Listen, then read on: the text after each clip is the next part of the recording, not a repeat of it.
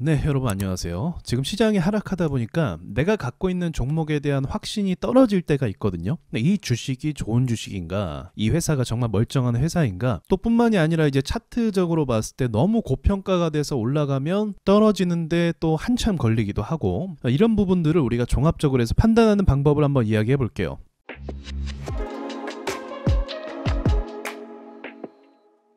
자, 첫 번째는 주식이 크게 오른 적이 있냐입니다. 이 기준을 어떻게 이야기할 수 있냐면 주식이 시장에서 엄청나게 주목을 받으면서 오른 적이 있냐를 보시면 돼요. 그렇다면 최근에 떠오르는 주식 중에 하나가 신성 델타테크, 그리고 CCS, 그리고 제주반도체, 이런 주식을 예로 들 수가 있어요. 어떤 느낌인지 아시겠죠? 계속 상승하면서 사람들이 이 주식에 대한 기대감이 굉장히 커져서 거래대금도 많이 터지고 많은 사람들이 살 수 있게 된 그런 주식을 이야기하는 거죠. 왜 이렇게 크게 오른 주식을 조심해야 되냐면 어느 주식보다 조심해야 되는 이유가 단순해요. 비싸기 때문에 그래요. 원래 주당 가격이 과거에는 한 5,000원 정도에 머물고 있던 주식이었는데 갑자기 올라서 몇만 원이 됐단 말이에요. 그것도 단 2개월 만에 이렇게 돼버린 거죠. 그렇다면 이전에 시장에서 받았던 평가, 그 가치, 그러니까 4,000원대의 주식이 원래는 정상 가격이라고 볼 수가 있는 거예요. 괜히 4,000원짜리 주식이 아닌 거죠. 그런데 이런 주식이 3만 원이 됐다면 말도 안 되게 거품이 발생을 한 거죠.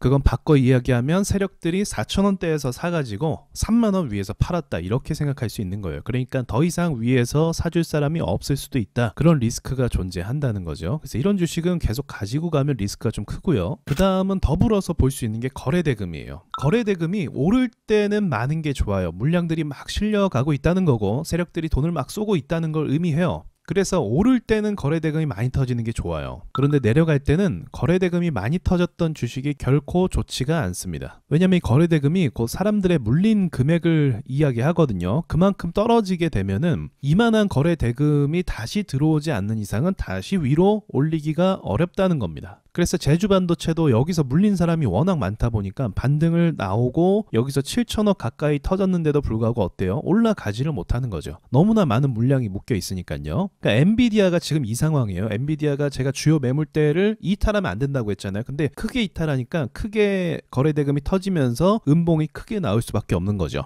이런 구조적인 문제가 있기 때문에 거래대금을 기준으로 지지선을 잘 긋고 거기를 이탈하는지를 꼭 살펴보셔야 됩니다. 이탈하지 않으면 추가적인 상승 가능성도 있는데 이탈을 한다면 손절을 꼭 할 수밖에 없겠죠. 그리고 또 이런 주식이 있어요. 회사 규모가 작아요. 근데 작은 애들끼리 지분놀이를 하는 경우가 있어요. 자, 이미 거래 정지가 얼마 전에 당했더라고요. 이 스튜디오 산타라는 회사를 보면 본인들 회사 규모도 지금 하락해서 부양을 못하는데 다른 회사의 대주주이거든요. 그래서 이렇게 지분 관계가 얽혀 있을 수도 있죠. 근데 규모가 작은 회사끼리 얽혀 있으면 어떻게 되겠어요? 경영이 안 좋으면 저기서 돈 빼오고 여기서 돈 빼오고 이런 식으로 장난을 친단 말이에요. 그렇기 때문에 어설프게 주주 관계가 묶여 있거나 엮여 있으면은 좀 조심을 많이 해야 됩니다. 그리고 또 한 가지 체크할 점, 세 번째는 특허 같은 거예요. 어쨌든 회사라는 건요, 성장을 해야 되잖아요. 특히나 지금 시대 같은 경우는 기술이 굉장히 빨리 발전을 하고 있거든요. 그래서 이 회사가 비록 매출과 영업이익은 좀 적다 할지라도 어떤 기술을 계속적으로 개발하고 있는가를 중요하게 보셔야 돼요. 근데